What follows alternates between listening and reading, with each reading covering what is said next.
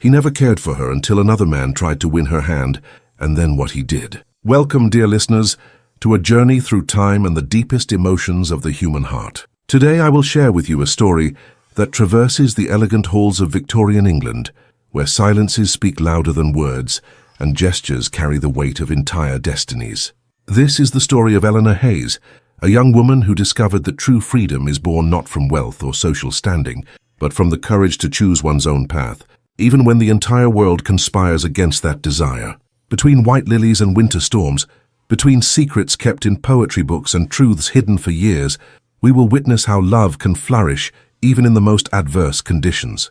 Like an orchid blooming in unlikely soil, Elena will show us that a woman's dignity is not measured by what society expects of her, but by what she dares to demand for herself. Before we begin this journey, tell me, where are you watching from? Leave your city in the comments. I want to know where the hearts that beat for true love stories are. And don't forget to subscribe to the channel and leave a like. Every gesture of support helps us continue bringing stories that touch the soul. Brighton, England, winter of 1879. The snow fell upon Brighton like gardenia petals, silent and obstinate, covering the grounds of Thornfield Manor with its white mantle of oblivion.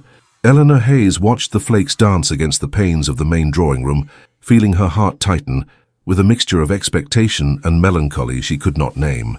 At 19, an orphan for 4 winters, she had become the hostess of her first ball, and the weight of that responsibility settled on her delicate shoulders, like the velvet of the teal-blue gown Mrs. Hartley had chosen for the occasion.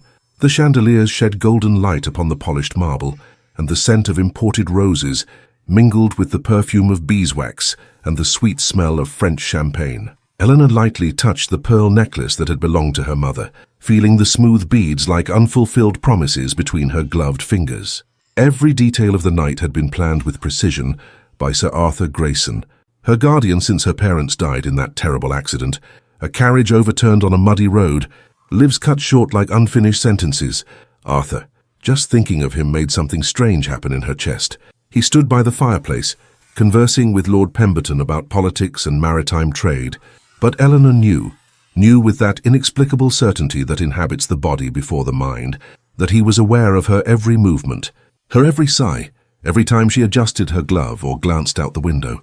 Between them was a language made of silences, of glances that met for half a second longer than was proper, of a physical proximity that never materialized but vibrated in the air like a violin string before it is played. Sir Arthur Grayson was 34 years old, with brown hair already touched by silver at the temples, and amber-colored eyes that seemed to hold ancient secrets.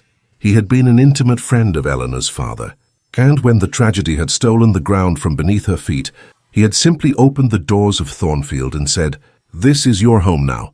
But in recent months something had changed. His gazes lingered a little longer. His hands brushed against hers when passing books in the library. And Eleanor, who had been raised to be dignified and restrained, found herself daydreaming of the impossible. The clock struck 8, and the drawing-room doors opened to receive the first guests.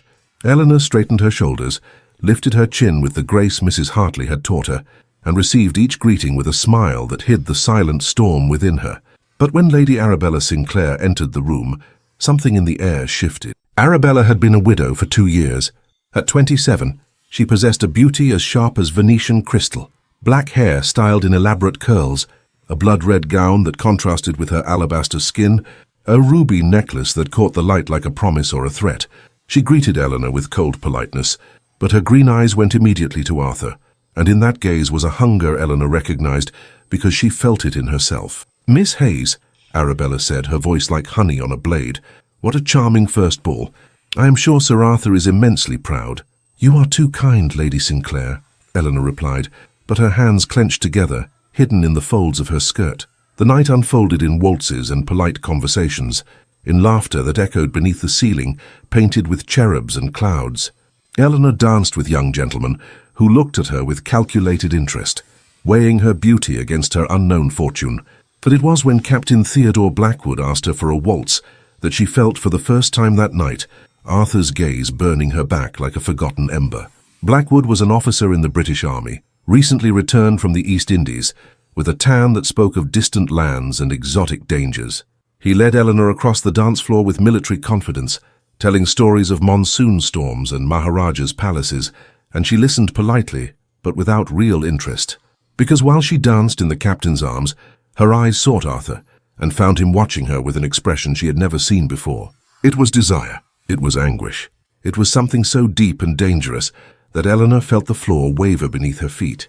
When the waltz ended, Arthur approached with measured steps, interrupting the conversation between Blackwood and Lady Arabella with a courtesy that brooked no refusal. "Forgive me, but I must steal Miss Hayes for the next dance."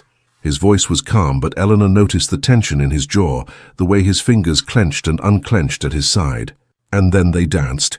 There were no words to describe it. His hand on her waist, warm even through the layers of silk and corset. His scent, sandalwood and old paper, and something indefinable that was simply Arthur.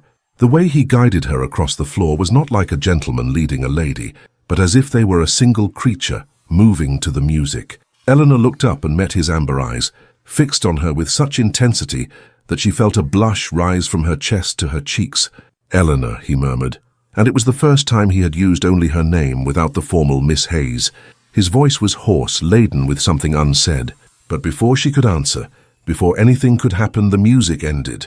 Arthur released her, as if the touch burned him, gave a stiff bow and walked away toward the balcony. Eleanor stood in the middle of the ballroom, her heart beating so loudly she was sure everyone could hear it. Lady Arabella watched it all from her corner, with a smile that did not reach her eyes. Dawn was already breaking on the horizon when the last guest departed, when the servants began to extinguish the candles and collect the crystal glasses. Eleanor ascended the marble staircase on feet that did not feel the floor, entered her room and let Mrs. Hartley help her out of the ball gown. But when she was alone, still in her chemise with her hair down, she approached the window overlooking the gardens. The snow was still falling, and down below, under a century-old oak tree, she saw Arthur's silhouette. He was standing motionless like a statue, looking up at her window. Their eyes met across the distance and the snow and the impossibility of it all. And Eleanor knew with a certainty that ached that something had irrevocably changed that night, that the winter just beginning would bring not only cold, but transformations that neither of them could foresee. She placed her hand on the cold glass of the window. Down below, like a mirror, Arthur raised his hand too, a gesture, an acknowledgement. A promise or a farewell, Eleanor couldn't tell, but she knew that nothing would ever be the same again. 3 days after the ball, a box of emerald green velvet arrived for Eleanor. Brought by a messenger in impeccable livery, Mrs. Hartley brought it to Eleanor's room with an expression between curious and concerned, and watched as the young woman opened the package with hesitant fingers. Orchids not, the common flowers of English gardens, but exotic orchids that seemed made of porcelain and dreams, white petals with delicate purple veins, impossible shapes that defied the logic of European botany. The card bore only a single line in elegant script. "From the lands where the sun rises, for the lady who illuminates Brighton, Captain T. Blackwood." "Expensive flowers," Mrs. Hartley murmured, touching a petal with reverence. "They must have cost a fortune. The captain is certainly interested." Eleanor held the card between her fingers, but felt nothing more than a polite emptiness. The orchids were beautiful, yes, exotic and rare and impressive, but they touched nothing inside her, not like Arthur's gaze touched her, making her blood run faster, making her heart forget the rhythm it had always known. "They are very pretty," she said, because that was what was expected of her, and because Mrs. Hartley was watching her with those eyes that saw too much.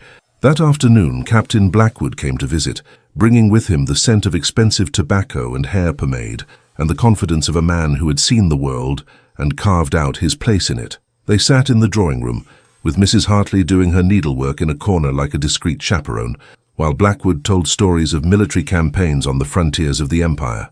"Imagine, Miss Hayes," he was saying, leaning slightly toward her, "sandstorms that cover the entire sky, turning day into night, and tigers, magnificent tigers that hunt in the jungles of Bengal. Once I had to face one that had invaded our camp." Eleanor listened, asked the appropriate questions, smiled at the right moments, but her mind wandered. Where was Arthur at that moment? In the library, perhaps, reading his legal documents? Or in his study, tending to the estate's business? Since the night of the ball, they had barely exchanged a word. He avoided her with a determination that hurt more than any explicit rejection. "And it was then I realized you hadn't been listening to a word I said," Blackwood concluded. But there was humor in his voice, not offense. Eleanor blushed, abruptly brought back to the present. "Forgive me, Captain. I am a little distracted today." "By what, may I ask?" His blue eyes studied her with genuine interest. Or should I say by whom? Before Eleanor could answer, the drawing-room door opened. Arthur entered, followed by Lady Arabella Sinclair, both in riding attire. It was clear they had been riding together. Arabella's cheeks were flushed from the exercise and fresh air, a glint of triumph in her green eyes. Arthur, on the other hand, seemed tense, and when his eyes fell on Eleanor sitting beside Blackwood, something dark crossed his expression. "Ah, Captain Blackwood," Arabella said in a honeyed voice, slowly removing her leather gloves. "How pleasant to find you here. Sir Arthur and I have just had the most delightful ride along the coast. He showed me the cliffs where the gulls nest. So wild, so primal. Don't you think raw nature has its own kind of beauty, Miss Hayes?" There was venom in the sweetness of her voice. Eleanor felt it, just as she felt the way Arthur clenched his fists, as if he wanted to protest but couldn't find the proper words. "Certainly," Eleanor replied with a calm she did not feel, "though I find cultivated beauty has its own merits. The captain's orchids, for instance, are proof that the exotic and the delicate can flourish even on foreign soil." Blackwood smiled, but it was Arthur who spoke, his voice as sharp as broken glass. "Orchids? How generous of the captain. Though I wonder if such exotic flowers will survive the English climate. Some things simply do not adapt, no matter how much care is devoted to them." His eyes met hers, and Eleanor understood the hidden message. He wasn't talking about flowers. He was talking about impossibilities, about social distances, about the chasm between a guardian and his ward. "On the contrary, Sir Arthur," Blackwood intervened, seemingly oblivious to the tension electrifying the air, "I have found that with the right environment, with the proper dedication, even the most delicate creatures can thrive in new homes. It is a matter of commitment." "Fascinating," Arabella murmured, sinking into an armchair with studied grace. "Are we still speaking of flowers, gentlemen? Or something more personal?" The silence that followed was as thick as wet velvet. Eleanor felt herself suffocating, trapped between glances and subtexts and unspoken things that seemed to scream within the quiet of the room. It was Mrs. Hartley who saved the moment, rising with a discreet sigh. "Miss Eleanor, I remembered you promised to help me choose the floral arrangements for the chapel. Perhaps we should do that now." It was a transparent lie, but Eleanor clung to it like a drowning person to a raft. "Yes, of course. Excuse me, gentlemen. Lady Sinclair." She left the room feeling Arthur's gaze burn her back, feeling the weight of everything they could not say, of everything that society and circumstance made impossible. That night, alone in her room, Eleanor opened the window to let in the cold January air. Blackwood's orchids sat in a crystal vase on her desk, perfect and exotic and completely alien to her. She touched a petal, smooth, cold, indifferent, and then she saw through the window a light in the library. Arthur was there, she knew. She could picture his silhouette among the shelves, the way he ran a hand through his hair when he was troubled. Before she could think better of it, before prudence could stop her, Eleanor descended the stairs wrapped in her silk robe, her bare feet silent on the cold marble. The house slept, only the embers in the fireplaces casting dancing shadows on the walls. The library door was ajar. A line of golden light spilled into the dark corridor. Eleanor stopped there, her heart pounding, knowing that to cross that threshold would be to cross some invisible yet absolute boundary. Then she heard his voice. Arthur was speaking to himself, or perhaps to the books, to the shadows, to God. "How can I," he was saying, his voice broken with anguish, "how can I protect her from myself? How can I be her guardian when all I want is—" He didn't finish. But he didn't need to.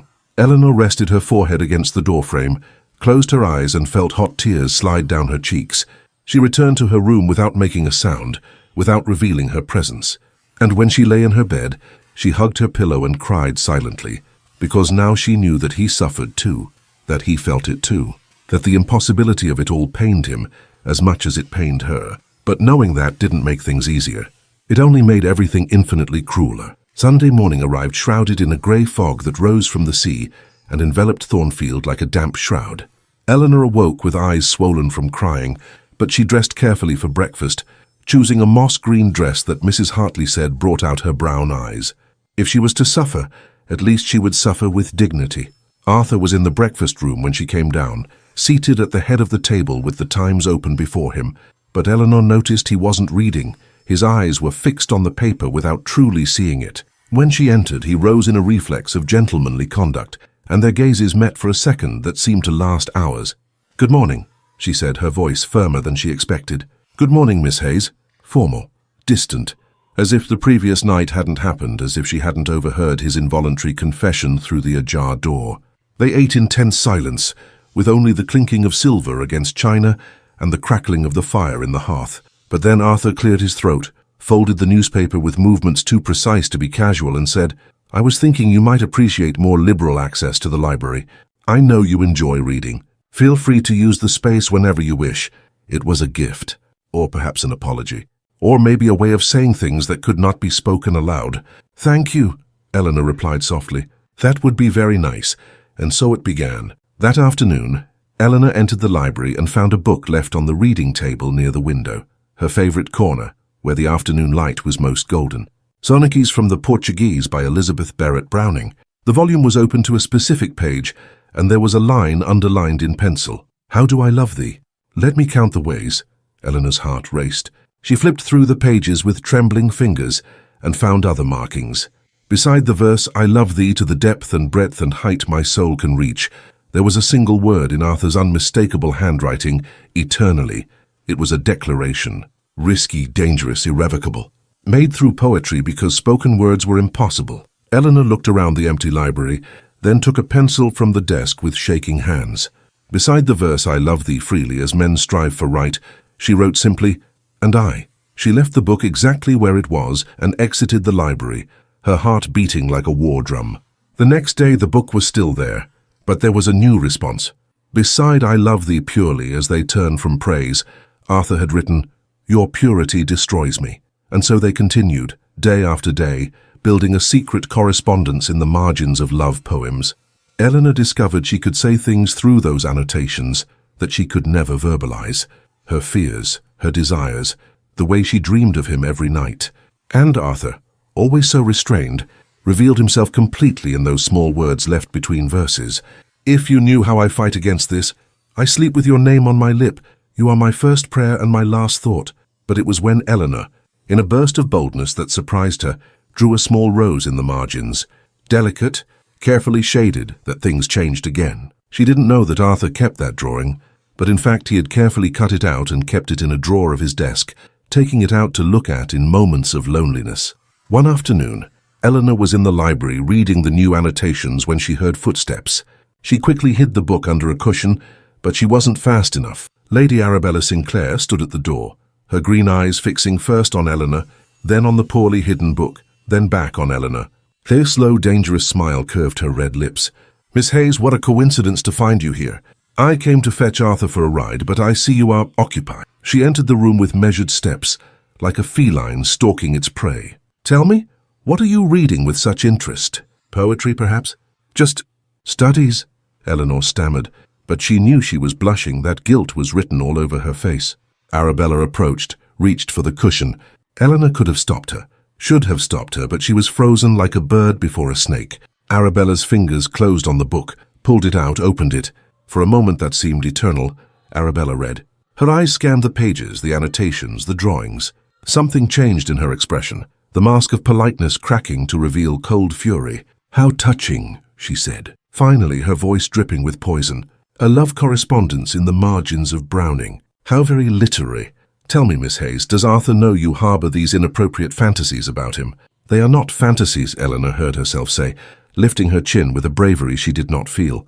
"And yes, he knows, because they are his as well." It was the wrong thing to say. Arabella's face hardened like marble, and when she spoke, each word was a sharp blade. "You are a fool if you think he would marry you. An orphan with no name, no fortune, nothing but his pity. I, on the other hand, am Lady Sinclair. I have lineage, wealth, social standing. I can give Arthur everything he deserves, everything you could never offer. I can give him love," Eleanor said softly, but with a conviction that came from some deep, unshakable place within her. True love, not calculation, not convenience, just love. Arabella laughed, a humorless sound that echoed through the old shelves. Love, as if love were enough. As if love paid debts, maintained estates, secured alliances. You live in a world of fairy tales, child. But let me bring you back to reality. She leaned in, so close Eleanor could smell her expensive perfume, gardenias and ambition. If you persist in this foolishness, I will make sure everyone in Brighton knows that Arthur Grayson seduced the poor orphan under his protection. I will destroy his reputation, and yours along with it. Is that what you want?" To condemn him to social ostracism because of your romantic fantasies? Eleanor felt her blood run cold, because she knew Arabella wasn't bluffing. She knew the destructive power that malicious gossip would have, especially on Arthur, who valued his honor, his impeccable reputation, so highly. "Why are you doing this?" Eleanor asked, her voice breaking.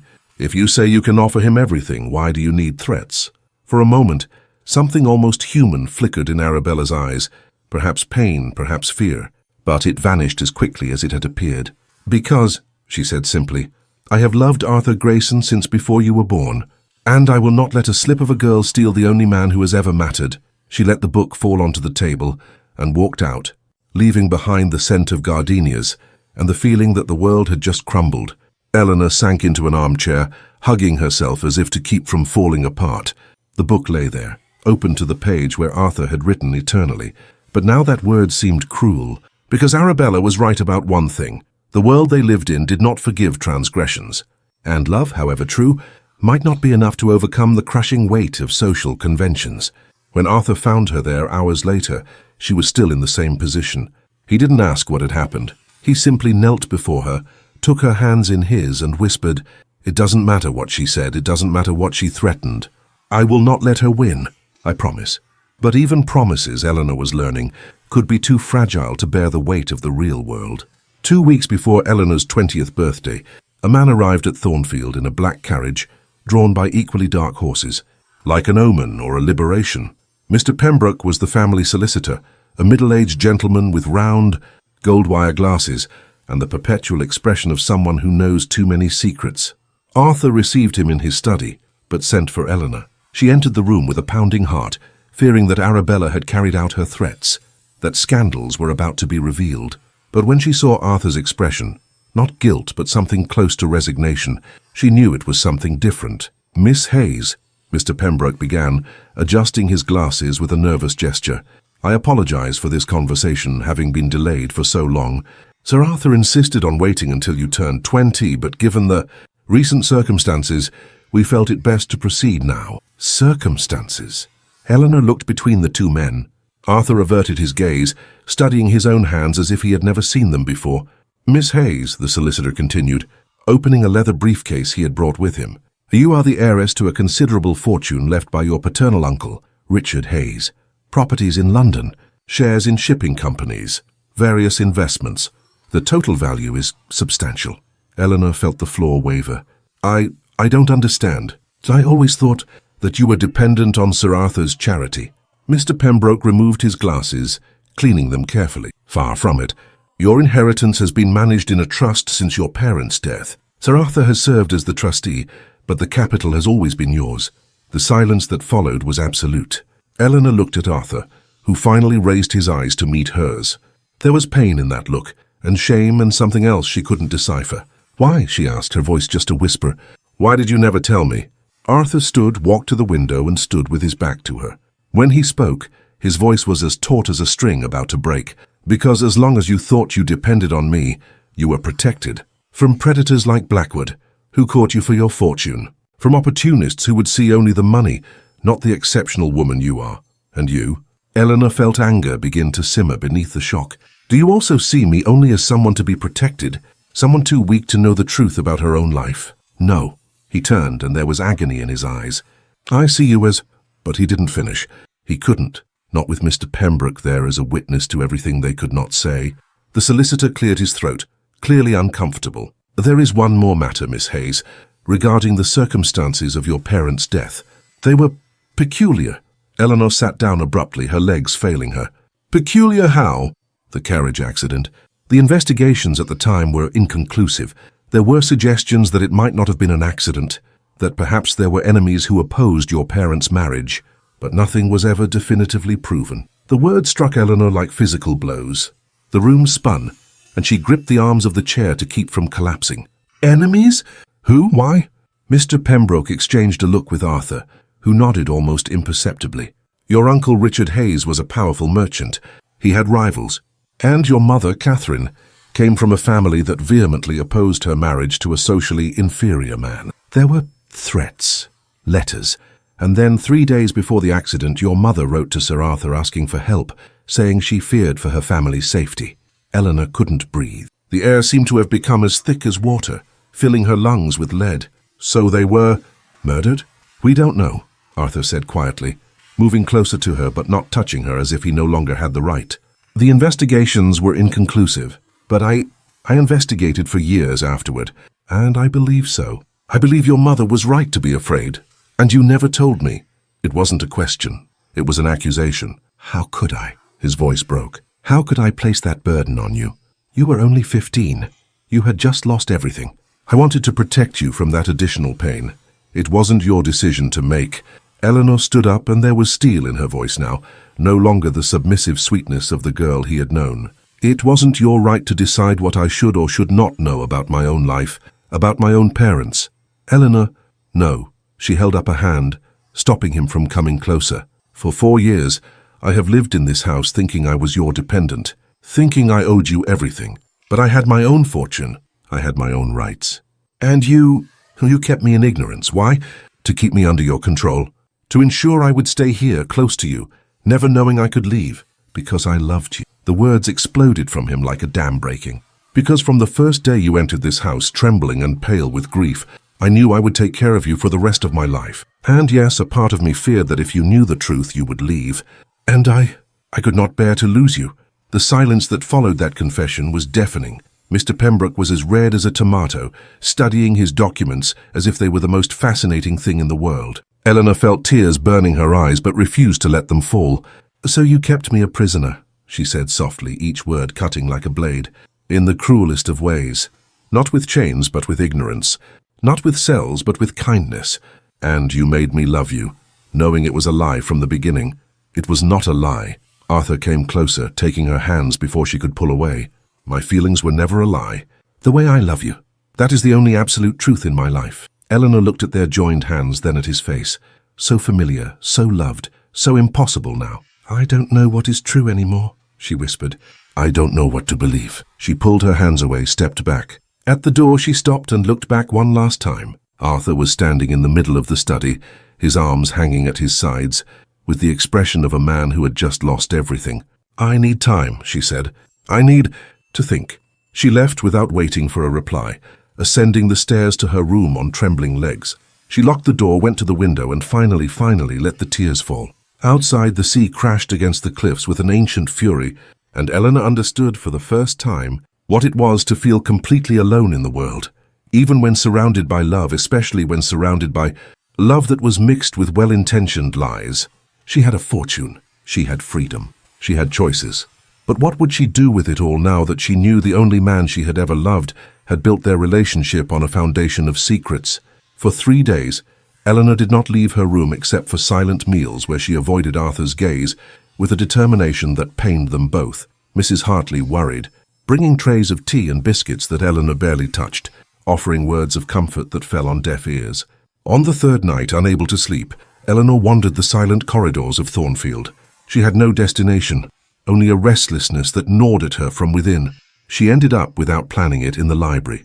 Always the library, as if that space held answers to questions she didn't even know how to formulate. The full moon shed silver light through the high windows, illuminating the shelves like columns of a forgotten temple. Eleanor walked among them aimlessly, her fingers tracing the spines of books whose titles she barely registered.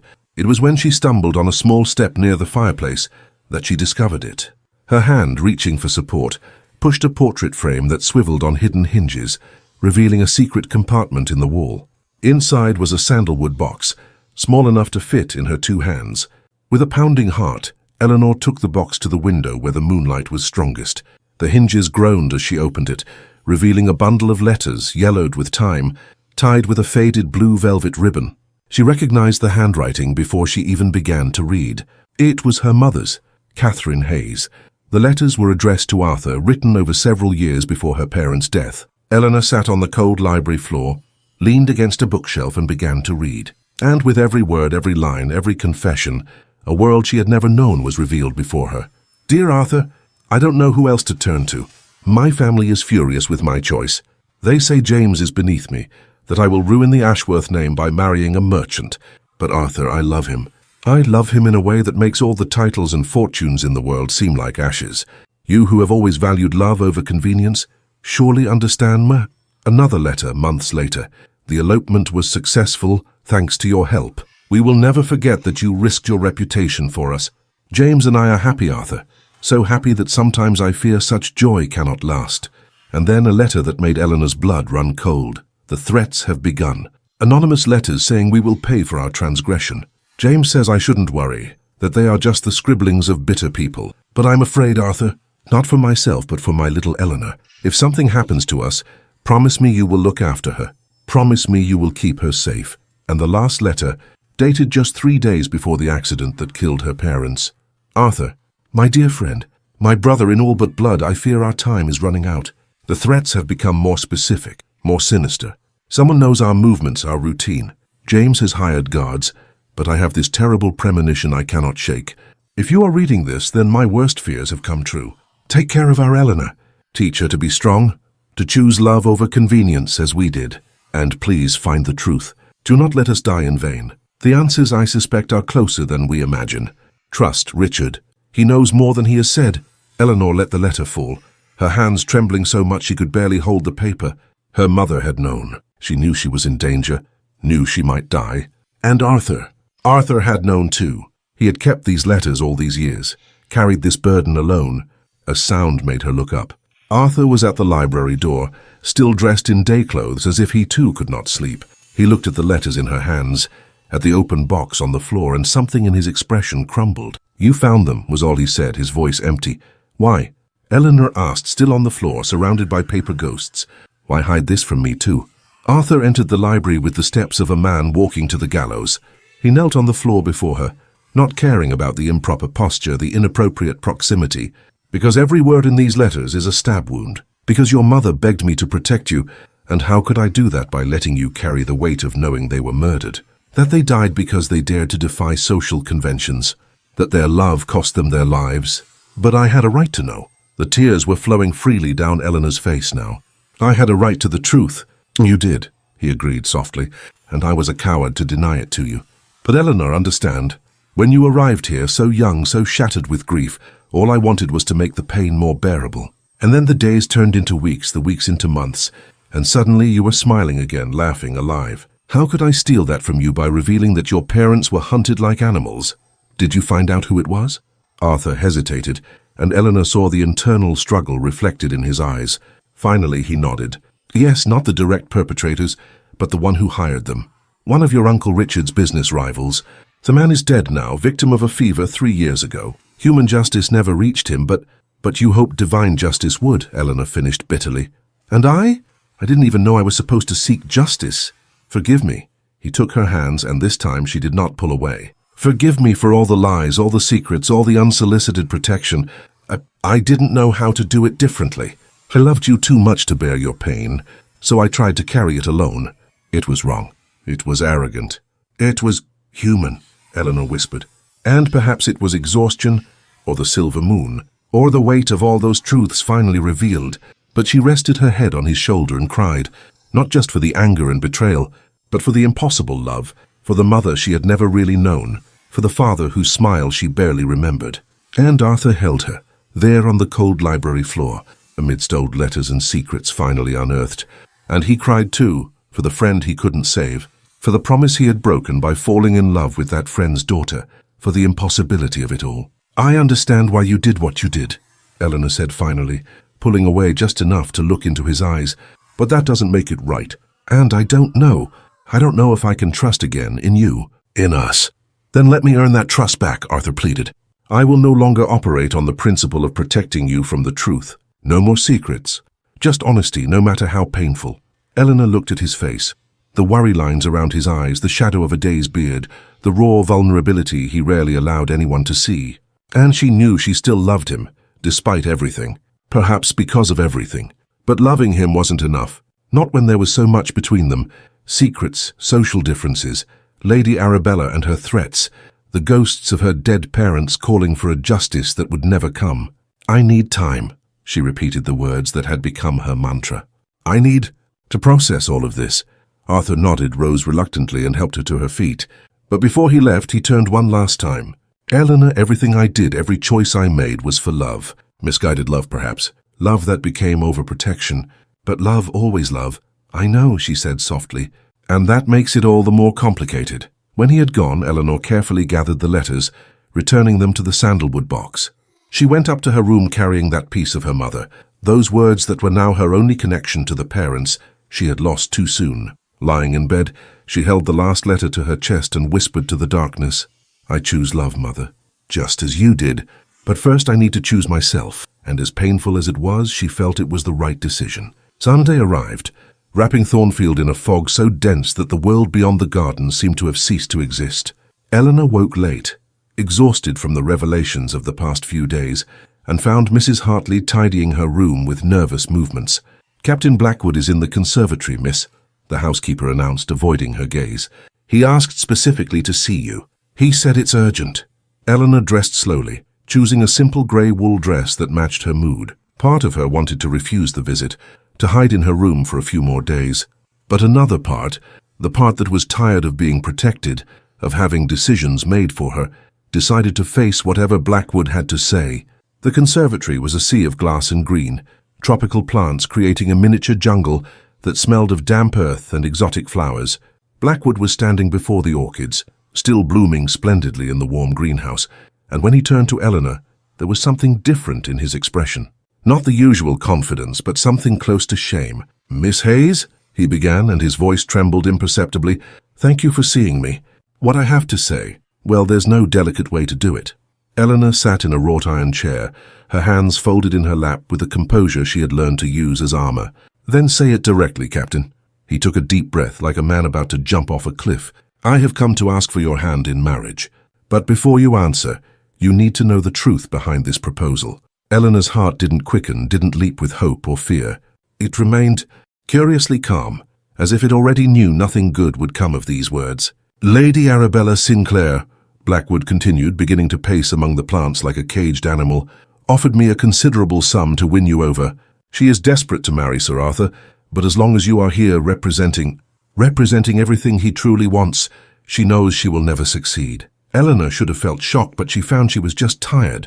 "So you've come to make a proposal you don't wish to make, for money you don't need." "It's not quite like that." He stopped before her, his blue eyes meeting hers with painful honesty. "Arabella has gambling debts, secrets that would destroy her reputation if they were revealed. She needs the marriage to Arthur not just for love, though I believe she truly does love him, in her own twisted way, but for social salvation. And I need the funds to maintain my properties in India.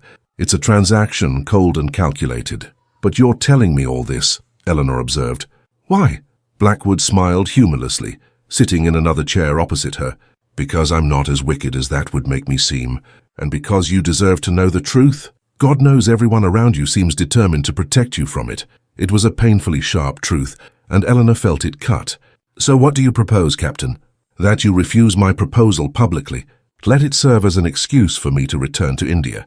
Arabella will be furious, but, well, perhaps it's time she learned that not everything can be bought." He leaned forward, and there was sincerity in his voice. "You love Arthur.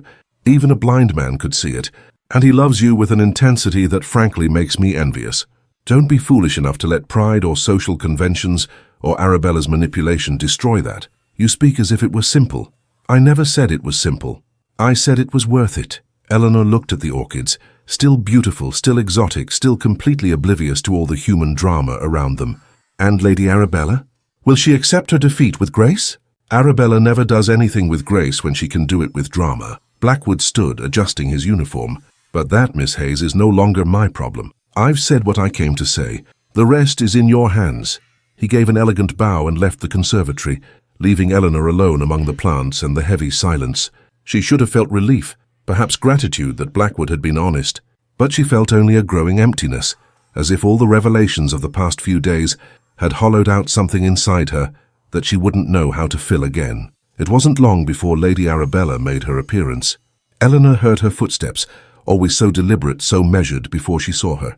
Arabella entered the conservatory like a queen entering her court, her emerald green dress shimmering in the diffuse light filtering through the glass. "So Blackwood has revealed our little arrangement," Arabella said without preamble, her voice as sharp as broken glass. What an honorable gentleman he turned out to be. How disappointing. Eleanor stood facing the older woman with a new courage born from the exhaustion of being manipulated. Why are you doing this? If you truly love Arthur, how can you build a future with him on lies and manipulation? To her surprise, something in Arabella's perfect mask broke. Her shoulders slumped slightly, and when she spoke, there was genuine pain in her voice. Because love isn't always enough, you foolish child. Because I have loved Arthur Grayson since I was 16, since before I was forced to marry a man I despised. I watched him from afar for years, hoping that one day, that maybe... She broke off, running a hand through her perfect black curls in a gesture that revealed unexpected vulnerability. And then you appeared, pretty young, without the complications of a disastrous marriage behind you. And he looks at you the way I always wanted him to look at me. How can I not hate that? How can I not fight for what was always mine by right of... Of what? Eleanor asked softly. Of years of unrequited love. Arabella, that doesn't give you a right to him. Love is not possession. Easy for you to say when you're the one he desires. Arabella turned, staring at the orchids with eyes that glistened with unshed tears.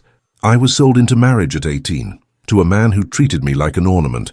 I endured 3 years of misery before he died and gave me my freedom. But that freedom came with debts, with a hushed-up scandal, with the need to marry again to save what's left of my reputation. And the only person I ever wanted me back. Eleanor felt an unexpected compassion tighten her chest. Arabella was not a one-dimensional villain, but a wounded woman fighting with the only weapons society had given her, beauty and manipulation. I'm sorry, Eleanor said honestly. I'm sorry for what you suffered, for what you were forced to endure. But that doesn't justify trying to destroy what Arthur and I have. And what do you have? Arabella turned sharply, the mask back in place hard and sharp. He is your legal guardian. You are his ward. Do you think society will accept that? That there won't be gossip? Insinuations that he seduced you when you were a minor? You will be destroyed, Eleanor. If not by me, then by the world. Then so be it. The words came out with a conviction that surprised Eleanor herself. I would rather be destroyed for choosing love than be preserved by accepting convenience. Arabella studied her for a long moment, then slowly shook her head. You are a fool, but maybe you're lucky enough for foolishness to work. She walked toward the door, stopping at the threshold. I will be attending Lady Pemberton's anniversary ball next week. I will make a public announcement of my engagement to Arthur. The papers are already drawn up, just waiting for my signature. If you are as brave as you seem, come and stop me. And then she was gone, leaving behind the scent of gardenias and defiance. Eleanor sank back into the chair, her hands trembling. Everything was falling apart, or perhaps rearranging itself into a pattern she couldn't yet fully see. But one thing she knew for sure, she would not run. She would not hide. If she was going to fight for what she loved, she would do it standing tall, with dignity, with truth, even if the truth destroyed her. The storm arrived in the early hours of Thursday, not with a gradual warning, but like a titan's fist descending upon Brighton. Eleanor woke to the sound of howling winds and rain lashing against the windows, like 1,000 impatient fingers. Lightning tore through the dark sky, momentarily illuminating the Thornfield Gardens, which had been transformed into a heaving black sea. Mrs. Hartley knocked on Eleanor's door, still wearing her nightcap, her eyes wide. The bridge over the river is damaged, miss. The roads are impassable. No one can get in or out. Lady Arabella, still here. She tried to leave last night, but the coachman refused to travel with the storm threatening. She will be with us until the weather clears. The irony was not lost on Eleanor. Trapped together under the same roof, she, Arthur, and the woman who threatened to destroy them. It was as if the heavens were conspiring to force a final confrontation. The following days unfolded in a strange, claustrophobic atmosphere. The world beyond Thornfield had ceased to exist, swallowed by curtains of rain and winds that tore off roof tiles and branches. Inside the manor, the tension grew like a living thing, palpable in the thin air. Arthur avoided both Eleanor and Arabella, locking himself in his study with piles of documents he probably wasn't reading. Arabella remained elegant and glacial in the drawing room, embroidering with mechanical precision, and Eleanor wandered the manor like a ghost, unable to read, to think, to do anything but wait for this forced confinement to end before they all went mad. It was on the second night of the storm that everything changed. Eleanor couldn't sleep. The noise of the tempest was deafening, but it wasn't just that. There was a restlessness gnawing at her from within, a feeling that something was about to happen, for better or for worse. She put on her dark blue silk robe, lit a candle, and went down to the library. Arthur was there. He was standing before the tall windows, watching the storm with a half-empty bottle of brandy in his hand. He wore no jacket, just a white linen shirt with rolled-up sleeves and an unbuttoned waistcoat. There was something wild about his appearance, something Eleanor had never seen before, as if the rigid composure he always maintained was finally cracking. "Eleanor," he said without turning, as if he knew it could only be her, "you shouldn't be here. Neither should you." She closed the door, leaning against it. "But here we are." He turned then, and the light from the lightning illuminated his face, a tortured expression, his eyes burning with something that made Eleanor's heart leap. "Do you know what it is to suffer for something you cannot have? To see it every day, knowing that a single touch would be a transgression? Eleanor, I am being destroyed from within." "Then touch me," she heard herself say, her voice barely above a whisper. "Stop suffering alone." "I can't." But even as he said it, he took a step toward her, then another, until he was so close that Eleanor could feel the warmth of his body, the scent of brandy and desperation. "If I touch you, I won't be able to stop." "And that would be—" "It would be truth," Eleanor completed. For the first time, it would be truth. Something in him broke. Perhaps it was the storm, or the forced isolation, or simply the weight of months of denial. His hand rose, his fingers trembling, and touched her face. Just the lightest touch against her cheek, but it was as if a bolt of lightning had passed through them both. "God forgive me," Arthur whispered, and then his lips were on hers. It was not a gentle kiss. It was desperation and hunger, and months of repressed desire finally unleashed. His hands buried themselves in her hair, undoing the pins, letting her curls cascade down her back. Her hands clutched his shirt, pulling him closer, closer as if they could merge into a single person. "I love you," he murmured against her lips, his voice broken. "I love you more than honor, more than reputation, more than life itself. From the first day you have been my ruin and my salvation." "Then be ruined," Eleanor replied, pulling him back for another kiss. "Be saved. Just be mine." But before things could go any further, before they crossed a line that could not be uncrossed, the light of a lamp illuminated the doorway. What a touching scene! Lady Arabella Sinclair stood at the entrance to the library, wearing a green velvet robe, her hair loose on her shoulders, her expression a mixture of pain and triumph. Sir Arthur Grayson, pillar of society, seducing his own ward. "Imagine what the papers will say when I tell this little story." Arthur pulled away from Eleanor, as if he had been burned, his hands clenching into fists at his sides. "Arabella, no." She held up a hand imperiously. "I have had too much time to think during this dreadful storm, and I have realized that I will not lose you over a child with romantic notions. Tomorrow, when the rain subsides, I will send a message to London. The papers will publish the announcement of our engagement. You will marry me, Arthur, or everyone will know of the scandal you've kept under your roof." "The scandal," Arthur said calmly, but there was fury in his voice. "Is that a desperate woman is trying to blackmail her way into a marriage? Eleanor and I have done nothing I should be ashamed of." "Not yet," Arabella smiled humorlessly, "but I saw how you look at her. How long do you think you would have resisted? How many more nights before truly improper commitments? By marrying me, you protect her. From yourself, if necessary." Eleanor felt anger boil inside her, anger like she had never felt before. She took a step forward, lifting her chin. "It is not your decision to make, Lady Sinclair, nor yours, Arthur. It is my life, my reputation, my choice." "You are a child," Arabella said dismissively. "I am a woman," Eleanor corrected, her voice like steel. "With my own fortune, my own rights, my own voice, and I will not be bartered, bought, or manipulated by either of you." Arabella sized her up with new respect, but there was still a cold determination in her eyes. "Very pretty, but pretty words do not change reality. The engagement papers are ready. Tomorrow they will be made official." "No," Arthur said softly, and there was a certainty in that word that made both women look at him. "I will not marry you, Arabella. Not for blackmail, not for convention, not for anything. I love Eleanor, and if that makes me scandalous, then so be it." For a long moment, only the sound of the storm filled the silence. Then Arabella spoke, her voice dangerously calm. "Then I will destroy you both." And she left, leaving them alone again. But this time there was no passion or desire, only the weight of reality crushing them. "What have we done?" Eleanor whispered.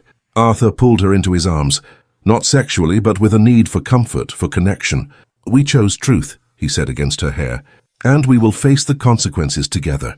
Outside the storm roared, and inside Thornfield, another storm was just beginning, one that would not be calmed by clearing weather, but only by the courage to face whatever came next. The morning brought a sky washed in pale grey and an unsettling silence. The storm had passed, leaving Thornfield drenched but intact. Lady Arabella departed at dawn without a farewell, only a final glance that promised war. Eleanor spent 3 days in a strange state of suspension, knowing something needed to change but not sure what.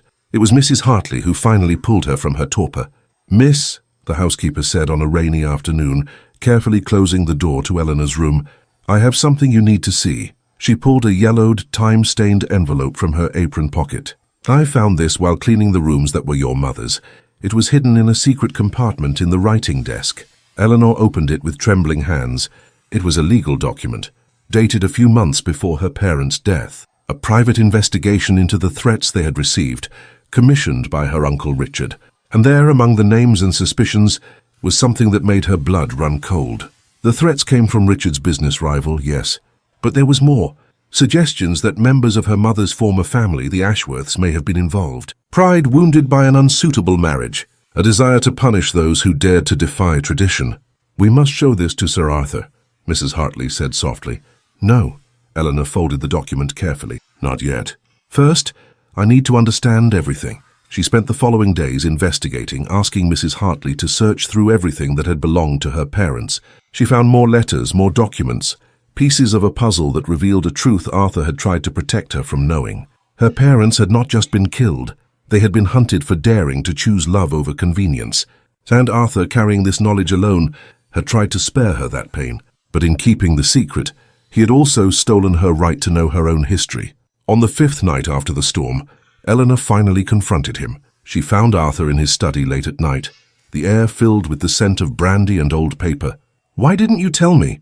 she asked without preamble, placing the documents on his desk. "Why did you carry this alone?" Arthur looked at the papers, then at her, and there was a deep weariness in his eyes. "Because they were your parents, Eleanor. Your mother, whom you barely remember. Your father, who adored you.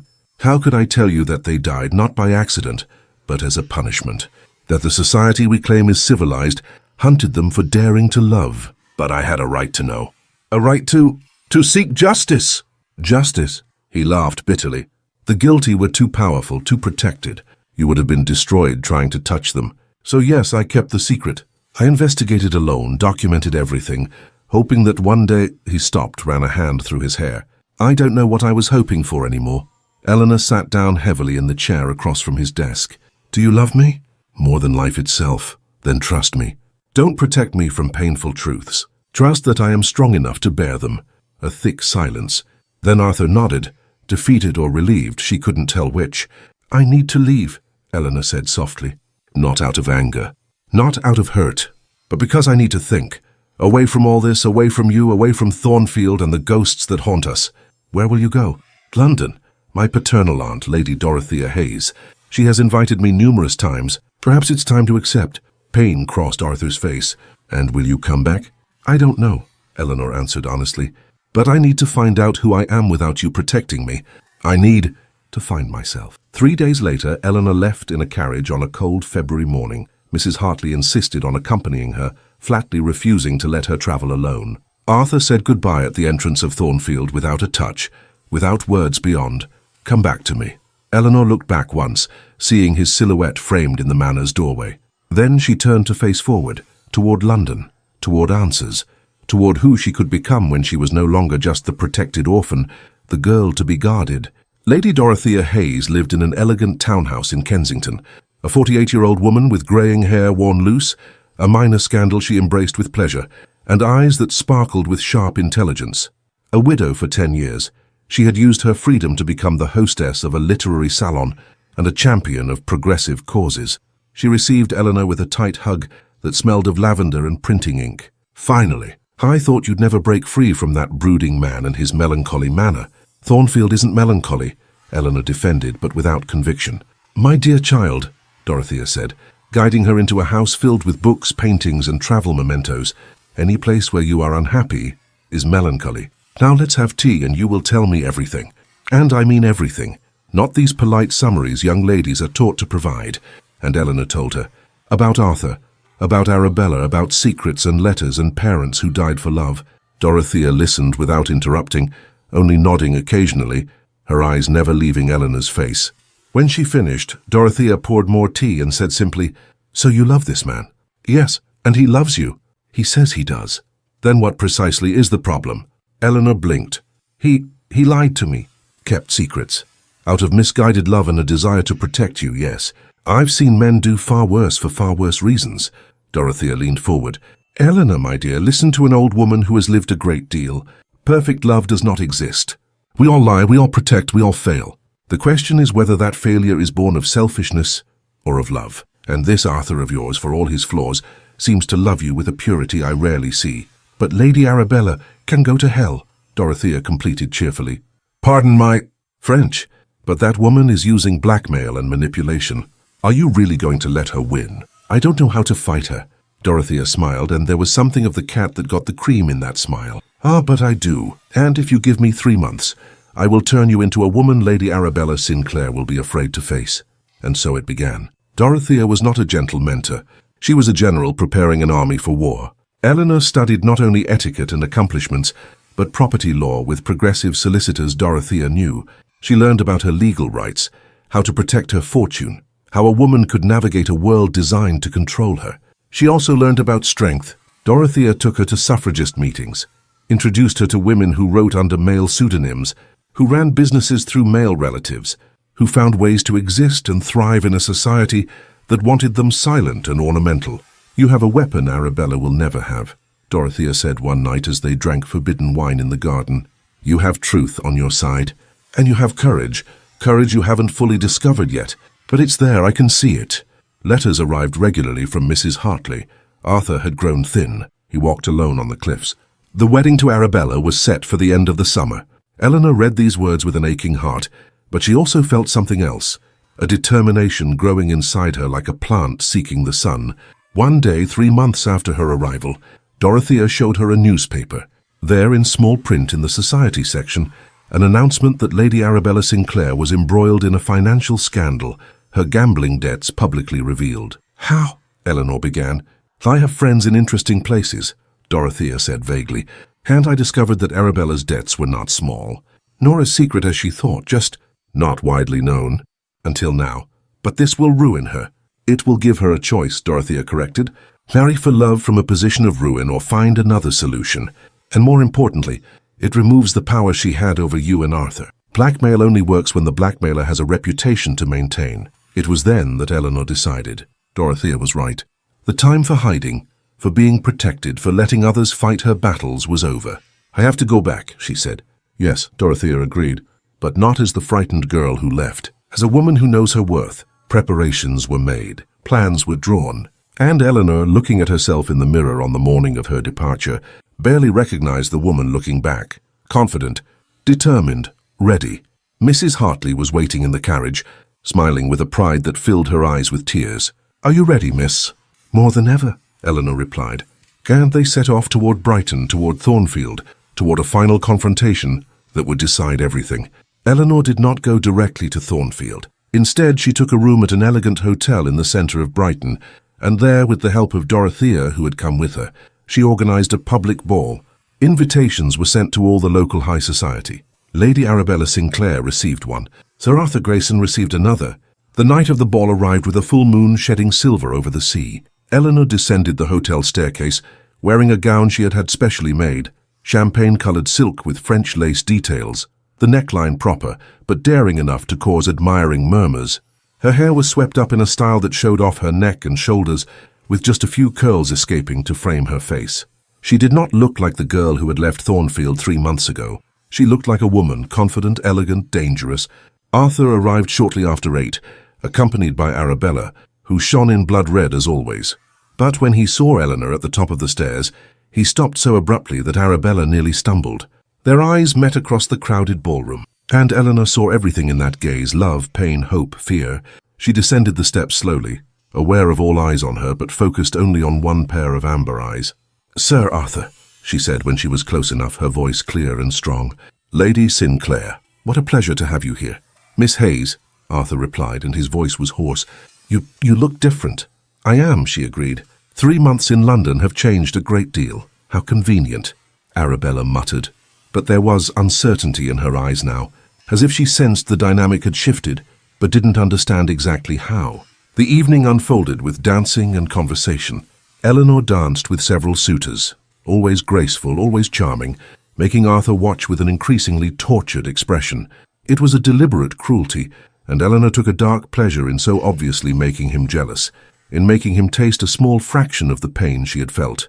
But then came the moment she had carefully planned. The music stopped, and Elena stepped onto the small stage set up for the orchestra.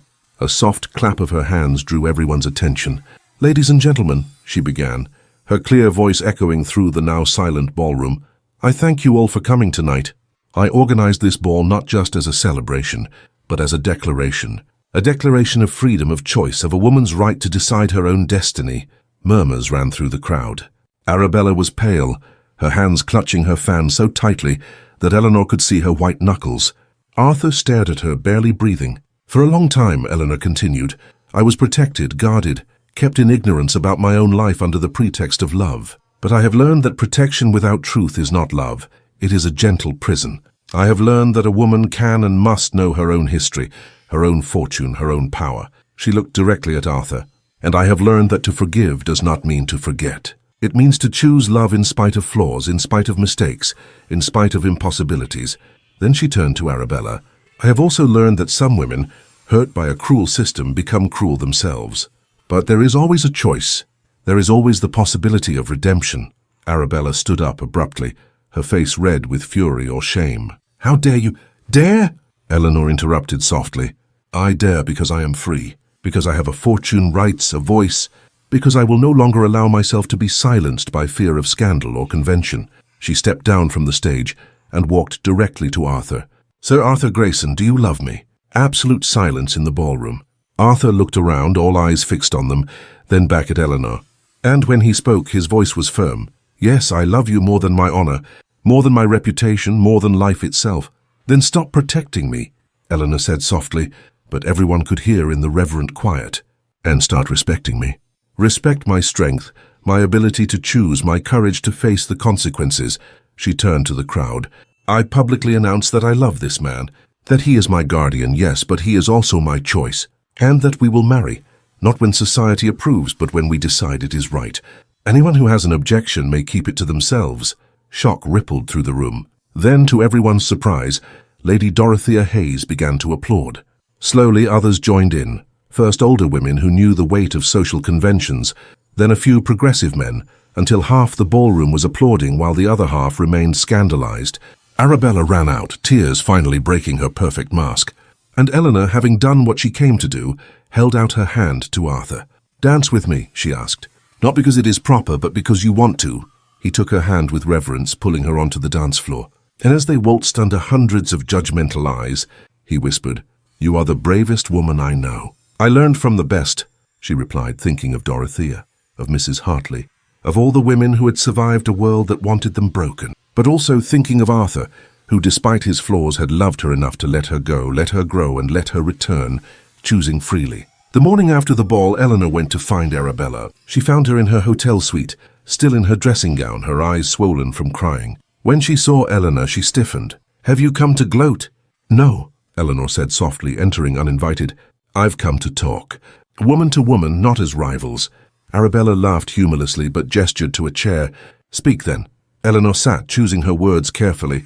"I know about your debts, about the scandal that is coming, and I know you used desperate blackmail to try to save yourself. And now you will judge me?" "No, I will help you." Arabella blinked, completely taken aback. "What?" "I have a considerable fortune," Eleanor explained, "and friends with influence. I can help you settle your debts discreetly, restore your reputation.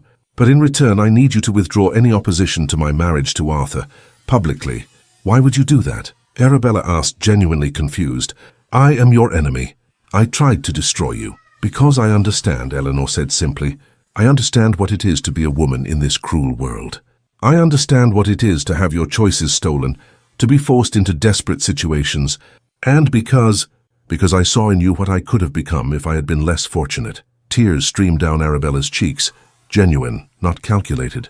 "I loved him so much," she whispered. "And he never looked at me the way he looks at you. And I am sorry for that," Eleanor said honestly. "But love cannot be forced, only freely chosen." A long silence. Then Arabella slowly nodded. "I accept your help, your condition, and I ask for your forgiveness. For everything. I forgive you," Eleanor said, and was surprised to find it was true. The days passed in legal and social preparations. Lawyers met, documents were drawn up. And then came the final day. a public confrontation in Mr. Pembroke's office, where the marriage contract between Arthur and Arabella was to be made official. But when everyone arrived, Arthur tense in his formal suit, Arabella pale but determined, Eleanor confident beside Dorothea, it was Arabella who spoke first. "Gentlemen," she addressed the assembled lawyers and witnesses, "I have come here to announce that I am breaking this marital engagement of my own free will. Sir Arthur Grayson is an honourable man, but he does not love me. And I deserve true love, not convenience." Murmurs of shock. Arthur looked at Eleanor, his eyes shining. Eleanor stepped forward, producing documents her own lawyers had prepared. "And I have come to announce that Sir Arthur Grayson is no longer my legal guardian. I have assumed full control of my inheritance and affairs. I am an independent woman, and as such I choose to marry him not out of necessity, but out of love." Mr. Pembroke adjusted his glasses nervously. "But the matter of property... Miss Hayes, do you understand that upon marrying, your fortune will legally pass to your husband?" "I understand," Eleanor said calmly, "which is why my solicitors have prepared new documents, using loopholes in the law. A trust that protects the majority of my fortune, pre-nuptial agreements. Arthur will have access as my husband, but not full control. It is unconventional but legal." Dorothea smiled proudly. Arthur looked stunned, and Arabella, to everyone's surprise, began to applaud slowly. "Well done," she said, sincerity in her voice. "You are stronger than I ever was. Miss Hayes and Sir Arthur, you are a lucky man." She turned to leave, but Eleanor called after her, "Lady Sinclair, Arabella." When the older woman stopped, Eleanor continued, "I heard there is an institution in London looking for a director for women in financial distress. May I recommend someone?" Arabella understood the offer for what it was. Not charity, but an opportunity. A chance to rebuild not through marriage, but through purpose. "I would appreciate that." And so, finally, after all the secrets and lies and manipulations, they found themselves on a ground of truth. Not perfect, not without scars, but truth nonetheless. Arthur approached Eleanor, taking her hands. "You leave me speechless." "Then don't speak," she replied, smiling. "Just love me. And respect me, always, always," he promised. And in that moment, finally, everything that had been impossible became possible. The Reverend Thomas Whitfield of St. Michael's Church in Kensington agreed to perform the marriage after a long conversation with Eleanor and Arthur. He was a progressive man who believed that true love came from God, not from social conventions. But before the wedding plans could proceed, Eleanor had one last task. She sought out Arabella again, this time at a respectable tea club where ladies discussed literature and politics discreetly. "Eleanor," Arabella greeted, first name now, no longer Miss Hayes. "I didn't expect to see you so soon." "I wanted to thank you," Eleanor said, sitting down, "for your honesty in Mr. Pembroke's office, and for teaching me that even antagonists can find redemption." Arabella laughed softly. "Don't give me too much credit. I'm still a bitter woman who lost the man she loved. But you chose dignity over destruction," Eleanor pointed out. "And that counts." They ordered tea and talked, really talked, perhaps for the first time. Arabella told her about her own forced marriage, about the veiled brutality of a husband who treated her like property. Eleanor shared her fear of repeating her parents' fate. "Do you know what I've realized?" Arabella said eventually, stirring sugar into her tea with thoughtful movements. "We were both victims of the same system. You through loss, me through a forced marriage. And by fighting each other, we only strengthened the system that hurt us. So what do we do?" Eleanor asked. "We change what we can." Arabella looked directly at her. "I accept your offer. I will run that institution in London. And I will use every penny you lend me to help other women escape situations I could not. It's my form of redemption." "It's not a loan," Eleanor corrected gently. "It's an investment. In you, in the women you will help. In the future we will build together." Arabella was silent for a long moment, then held out her hand across the table. Eleanor took it, and in that grip was more than a truce. It was the beginning of an unlikely friendship, forged in the fire of shared pain and difficult choices. "I will come to your wedding," Arabella said softly, "if you'll have me. Not as a shadow from the past, but as a witness to a new beginning. For us both, it would be an honor," Eleanor replied, and found she was speaking the truth. In the days that followed, preparations for the wedding moved forward with surprising speed, but not without obstacles. The first Reverend Arthur approached in Brighton refused flatly, citing the impropriety of a union between a guardian and his ward. The second did the same. The third was at least honest. "Society will not approve, Sir Arthur, and I cannot risk my position. It was Lady Dorothea who finally found a solution. "Reverend Whitfield in London," she announced one afternoon as they had tea at Thornfield, Eleanor having finally returned to the manor, but now as an equal, not a ward. A progressive man, 65 years old, who believes God values true love above human conventions. Arthur travelled to London the following week, returning with the news that Reverend Whitfield had agreed to perform the ceremony. He said, Arthur told Eleanor that night in the library, always the library, their shared sanctuary, that he rarely sees a love as genuine as ours, and that it would be a sin to let fear of gossip prevent a blessed union. Eleanor held his hands, studying his face in the light of the crackling fire. There were still shadows there, the marks of months of suffering. But there was also hope, renewed and bright. "Are you sure?" she asked softly. "Once we are married, there will be no turning back. Your reputation will be tarnished. There will be gossip, insinuations." "Eleanor," he said, pulling her closer, "I've spent my entire life worried about reputation, about what society thought, about appearances. And I almost lost you because of it. I will not make the same mistake twice. Let them say what they will. You are my choice today and always. And you are mine," she whispered against his lips before kissing him, a kiss that was a promise and a celebration and an end to all secrets. Mrs. Hartley, discovering them embraced before the fireplace minutes later, just shook her head with an indulgent smile.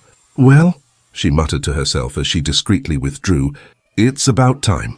The date was set, a morning in October, when the leaves would begin to turn gold, and the air would have that scent of change and possibility. Eleanor wrote the invitations in her own elegant hand, each word chosen with care. Not many guests, only those who truly mattered, those whose love and support were genuine. Lady Dorothea, of course, Mrs. Hartley, who had cried with happiness upon receiving her formal invitation, a few of Dorothea's progressive friends, and, to the surprise of many, Captain Theodore Blackwood, who had returned from India and sent a letter asking for forgiveness for his part in Arabella's scheme. "I was a fool," he had written, "driven by greed when I should have been driven by honor. But watching you two fight for true love taught me something about courage. I have found my own love here in Calcutta, a young widow with eyes that see beyond my uniform and titles, and I owe you the inspiration to fight for her as you fight for each other." "And Arabella," Eleanor insisted, despite Arthur's raised eyebrows. "She deserves to see that it's possible to start over," Eleanor explained. "That mistakes don't forever define who we are." Thornfield was transformed in the days leading up to the wedding. Not a grand transformation. Eleanor didn't want a spectacle, just simple, sincere beauty. White lilies in the arrangements, ivy entwined on the columns, beeswax candles waiting to be lit. The night before they left for London, Eleanor went up alone to the east tower of Thornfield, a place she had always loved for its view of the sea. The moon hung full and silver over the waves, and the air smelled of salt and promises. She heard footsteps behind her. She would know that sound anywhere. Arthur approached, stood beside her without touching, just sharing the silence and the view. "Are you afraid?" he asked eventually. "Not of the marriage," Eleanor answered honestly, "but of what comes after. Of disappointing you. Of not being full enough." He turned, then took her face in his hands with a gentleness that made her heart ache. "Eleanor Hayes, you are the most extraordinary woman I have ever known. Your strength, your compassion, your courage to forgive, even when you have been hurt, all of it humbles me daily. If anyone should fear not being enough, it is I. Then we'll be insufficient together," she said with a small smile. "And that will be more than enough." They kissed there under the moon and the stars, with the sea as their witness below. And Eleanor knew with a certainty that needed no words, that she was making the right choice, not perfect, because perfection didn't exist, but right, true, hers. The next morning, they left for London in a carriage decorated with white ribbons, Mrs. Hartley crying and waving from the door of Thornfield, until they disappeared around the bend in the road. The future was waiting, and for the first time in her life, Eleanor did not fear what it would bring. The October morning dawned as golden as honey poured over London. Eleanor awoke in Lady Dorothea's townhouse, feeling butterflies in her stomach, not of fear but of pure crystalline anticipation. Dorothea entered the room carrying a tray with tea and toast, her face radiant. "The day is here, my dear. How do you feel?" "Like I could fly," Eleanor replied, surprising herself with her own sincerity. The dress was waiting, ivory silk with French lace details that Dorothea had insisted on ordering from Paris. It was not ostentatious, but elegant with a breathtaking simplicity. Mrs. Hartley arrived early to help her dress, her experienced fingers working the small pearl buttons down the back. "So your mother would be so proud," Mrs. Hartley whispered, her eyes shining with tears. "So proud of the woman you've become." Eleanor looked at herself in the mirror and saw not just a bride, but a woman who had chosen her own destiny. Her hair was swept into an elegant, but not severe arrangement, allowing a few curls to frame her face. Her mother's pearl necklace the only touch of jewelry. A simple bouquet of white lilies and ivy. St. Michael's Church in Kensington stood against a clear blue sky, its ancient stones warmed by the morning sun. Eleanor stepped out of the carriage with Dorothea's help, and for a moment simply paused, taking a deep breath, absorbing the reality of the moment. "Ready?" Dorothea asked softly. "More than ever," Eleanor replied. The interior of the church smelled of incense and fresh lilies.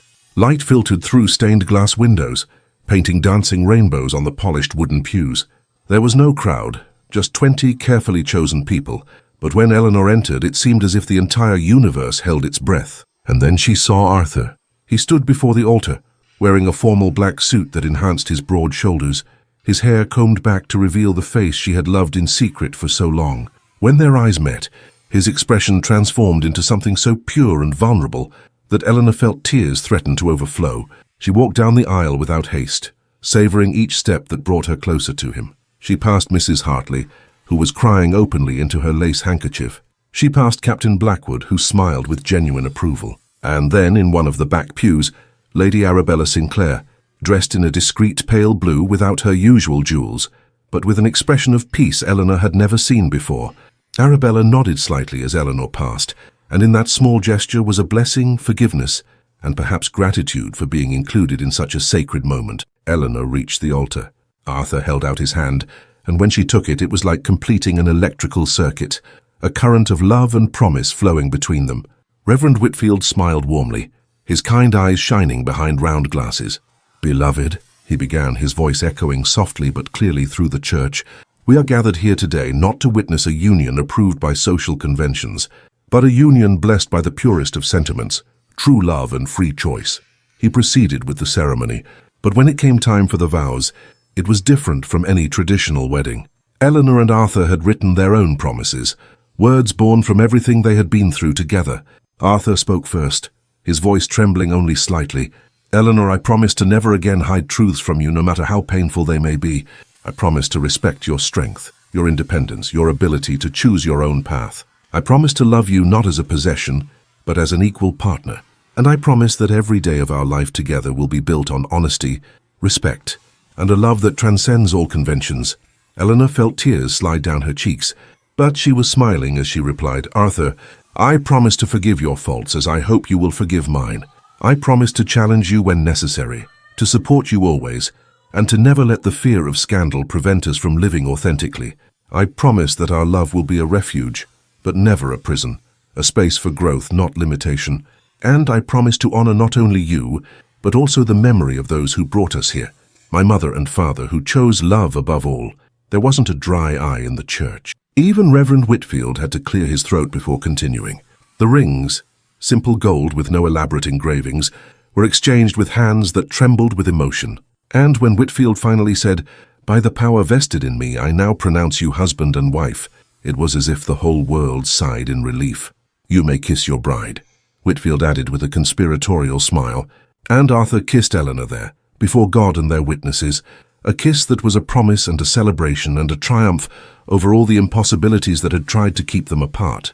The reception took place in Lady Dorothea's drawing room, decorated with simple elegance, more lilies, more ivy, soft music from a string quartet, French champagne served in crystal glasses that refracted the light into 1,000 dancing prisms. Eleanor moved through the room as if in a dream, accepting congratulations, hugging friends, feeling a happiness so intense it was almost a physical pain. It was when she found Arabella again, standing alone near the windows overlooking the garden, that something important happened. "Arabella," Eleanor approached, holding out her hand. "Thank you for coming. It means more than you can imagine." Arabella took her hand, held it for a moment. "No, Eleanor. Thank you for showing me that there are ways to live beyond bitterness. That forgiveness is possible. That maybe there is still hope for me too." "There is always hope," Eleanor said firmly. "And there will always be a place for you in our lives if you want it." "I want that," Arabella replied, and there was a raw sincerity in her voice. "I want to be better than I was.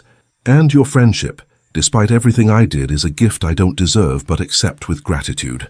They hugged then, brief, hesitant but genuine, and Elena knew that something important had been healed in that moment, not just between them, but in the greater order of the universe. Captain Blackwood approached, raising his glass in a toast.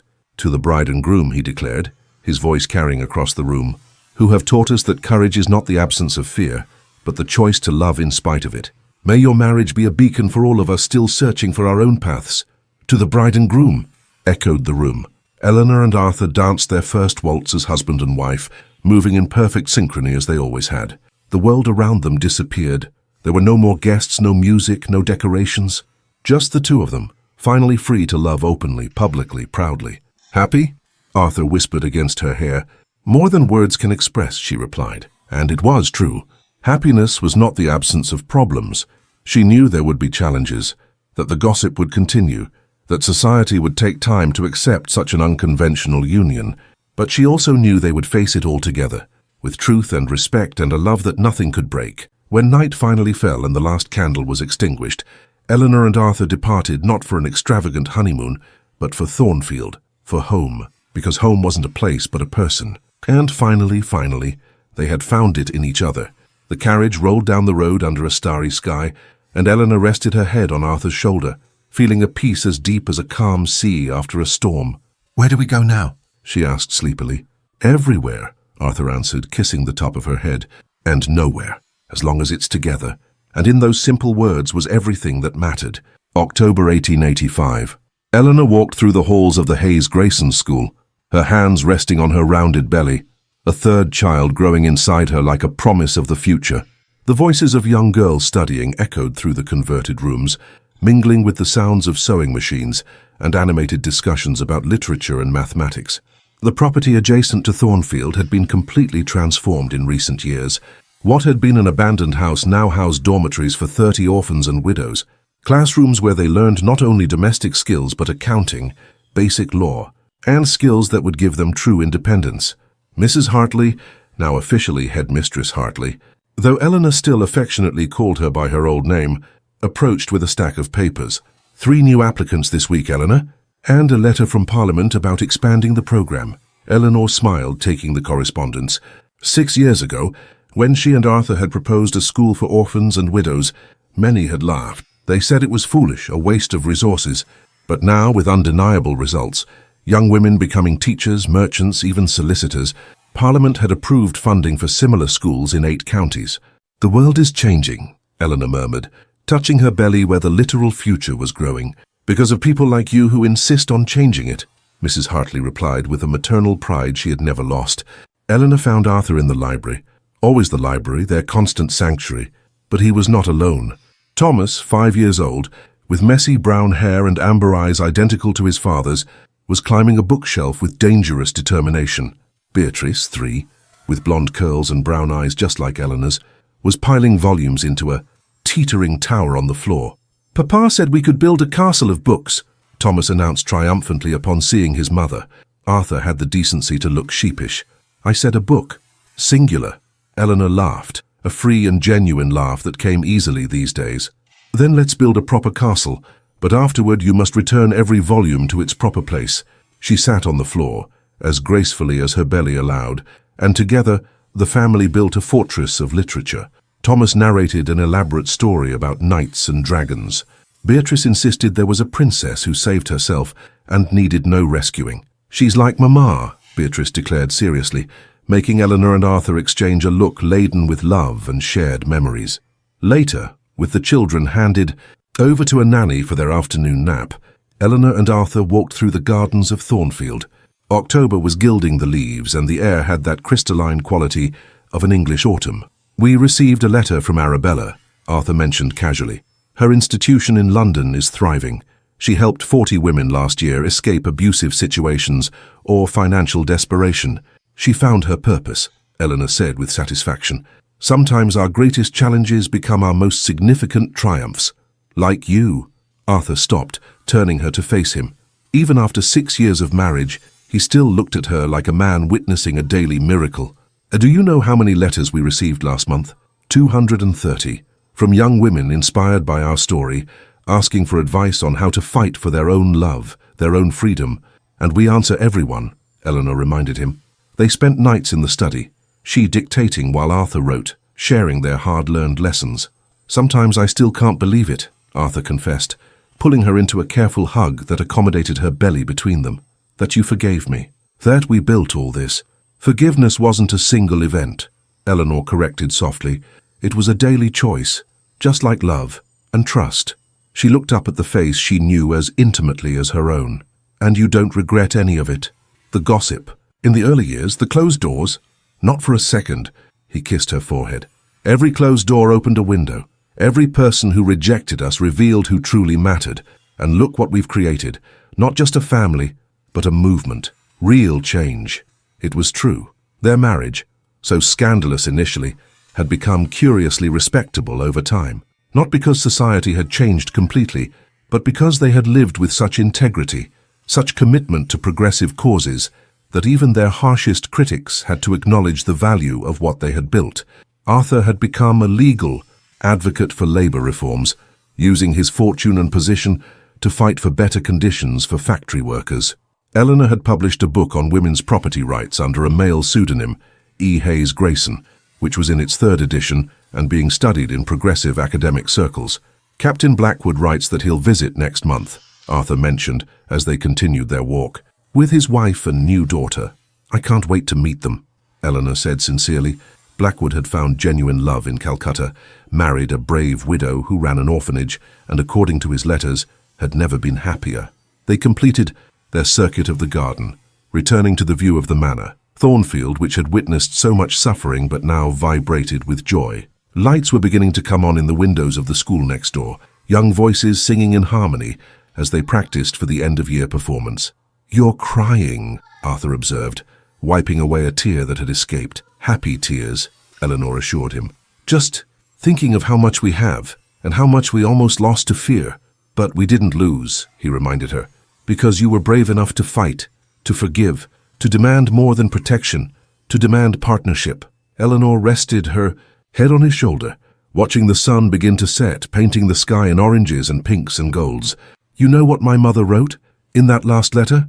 She said to choose love over convenience, and for a long time I thought that just meant choosing you. But now I understand it also meant choosing to love myself, to value my own voice, my own dreams. She would be proud, Arthur said softly, of them, of you, of all of this. I hope so, Eleanor whispered. And then, feeling a movement, she took Arthur's hand and placed it on her belly. The baby is kicking. They stood there, hands clasped over a growing life, as the first evening star appeared in the violet sky. And Eleanor knew with a certainty that required no doubt that this love, this family, this purpose was exactly what she had always been destined to find. She just had to be brave enough to demand it. Snow fell on Brighton like a silent blessing, turning Thornfield into an illustration from a fairy tale. Eleanor was in the library, always the library, with baby Catherine sleeping in a cradle nearby. At 3 months old, Catherine had dark hair that promised curls like the grandmother she would never know, and eyes that Eleanor swore already showed the quiet intelligence that had characterized her mother, according to accounts. It was Christmas Eve, 6 years after that winter ball that had changed everything. Eleanor was writing letters in response to the many that arrived daily. Young women from all over the country asking for advice, sharing stories, seeking hope. She picked up a particularly moving one from an Elizabeth in Manchester. My family opposes the man I love. They say he is beneath me. But I read your story, and I think, if Elena Hayes could do it, maybe I can too. Do you have any advice for someone just beginning this journey? Eleanor dipped her pen in ink, considering her words carefully. Dear Elizabeth, I cannot promise it will be easy. There will be times you will doubt, times when social conventions will seem too heavy to bear. But I can promise you this. True love, freely chosen, is worth every sacrifice. The courage you seek comes not from the absence of fear, but from the decision to love in spite of it. Be honest. With yourself, with the one you love, with the world. The truth hurts sometimes, but lies always hurt. And remember, you are not alone. There is a growing army of women refusing to live lives dictated by others, choosing their own paths.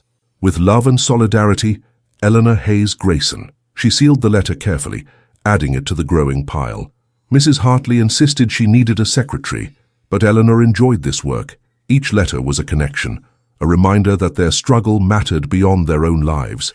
The library door opened, bringing a gust of cold air and the scent of pine and cinnamon. Arthur entered, carrying Thomas on his shoulders and holding Beatrice's hand, all of them covered in snow. "We built a giant snowman," Thomas announced. "Bigger than Papa." "Almost as big," Arthur corrected, carefully setting his son down. His eyes met Eleanor's across the room, and even after 6 years, that spark was still there. A love that had not diminished but deepened, matured like fine wine. "Lady Sinclair has arrived," he mentioned, "with enough gifts for a small army." As if summoned, Arabella appeared at the door, carrying boxes wrapped in silver paper and red ribbons. At 33, she looked younger than she had 6 years ago. Genuine happiness had erased the lines of bitterness that used to mark her face.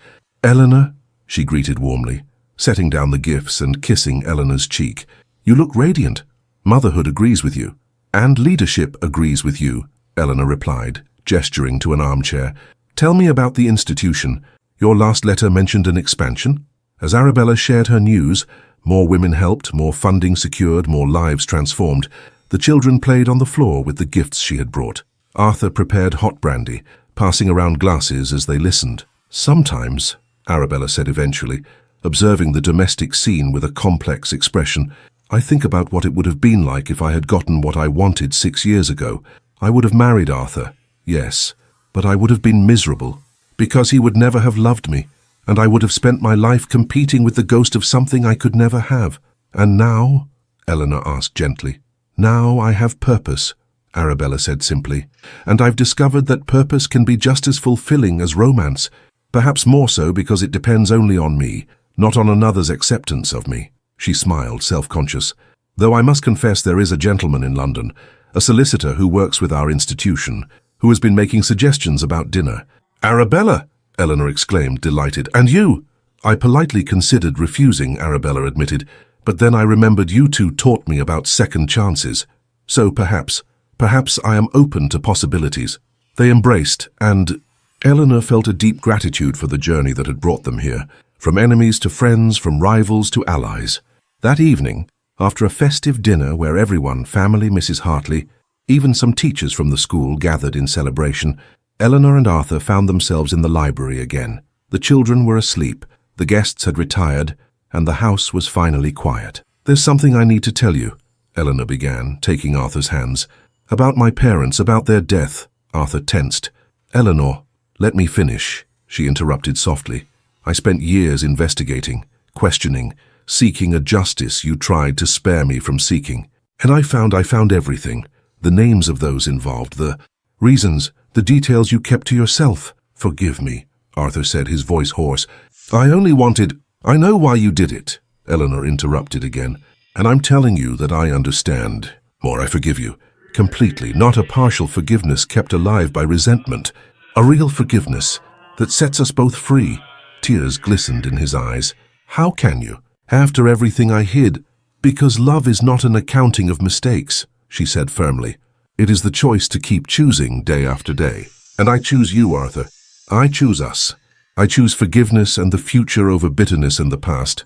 They kissed there in the soft candlelight, surrounded by the books that had witnessed their first secret correspondence. It was in this space that it had all begun, with poetry and marginalia, and a love that grew in the silences. "You have given me everything," Arthur whispered. "Forgiveness, love, a family, a purpose. We have given it to each other," Eleanor corrected. "That's how it works. Not one saving the other, but both growing together." They moved to the window, looking out at the snowy landscape. Lights shone in the school. Even on Christmas Eve, some students had chosen to stay, studying for exams or simply savoring the security of a home they finally had. "Do you know what's most extraordinary?" Eleanor said softly. "Not that we built all this, but that our story, our simple story of love and forgiveness, has inspired so many others to fight for their own dreams. There is nothing simple about it," Arthur objected, hugging her from behind, his hands resting on her hips. "You turned pain into purpose.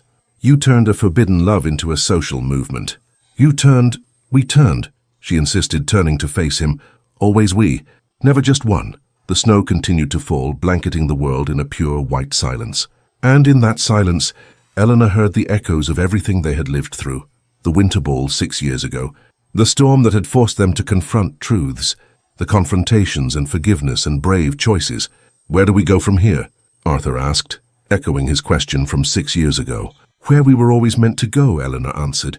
"Together, building something bigger than ourselves, proving that love, true, honest, freely chosen, can change the world." "One heart at a time," Arthur murmured. "One story at a time," Elena completed. They stood there until the candles burned low, watching the snow turn Thornfield into a winter wonderland. And when they finally went up to their room, passing each child's door to check that they slept peacefully, Elena felt a gratitude so deep it was almost a prayer. Gratitude for a mother who died young, but taught her about courage through letters. Gratitude for Mrs. Hartley, who never gave up on her. Gratitude for Dorothea, who showed her what female independence could be. Gratitude even for Arabella, whose antagonism had forced Elena to find a strength she didn't know she possessed. And gratitude always for Arthur, who had loved imperfectly but sincerely, who had learned that true love requires respect and honesty, not just protection. Lying in the soft darkness of the room they shared, her head on his shoulder, Elena whispered, "Do you know when I knew I loved you?" "When?" Arthur asked sleepily. "That first night at the winter ball, when we danced and the world disappeared. It was love even then. It just took me a while to find the courage to acknowledge it. And do you know when I knew?" He replied, "The day you arrived at Thornfield, 15 years old and shattered with grief. You looked up at me with those huge eyes and said, 'Thank you for having me.' And I thought, I will protect this girl for the rest of my life." I didn't know then that protection would turn into love, that the girl would become a woman who would transform me completely. "So we are both transformed," Elena murmured, already drifting into sleep. "And grateful for it," Arthur completed. Outside, the snow continued to fall, as it had on that first night 6 years ago, as it had in every storm since. But now it brought not just cold, but renewal, a promise that even in the darkest winter, spring would eventually come. And inside Thornfield, in rooms scattered throughout the manor, a family slept. Thomas dreaming of knights, Beatrice of princesses who saved themselves, Catherine too small to dream but safe in the cradle her parents had built with love. Eleanor fell asleep smiling, knowing that when she awoke it would be Christmas, a day of celebration, of family, of love, but also knowing that every day since she had chosen courage over fear had been a gift, and that the greatest gift of all had not been wealth or position, or even Arthur's love, though she treasured all of it.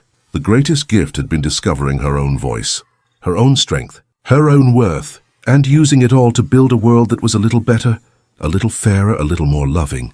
The snow fell, and under its silent white mantle, Thornfield slept, no longer a manor of secrets and shadows, but a home of love and truth and promises fulfilled.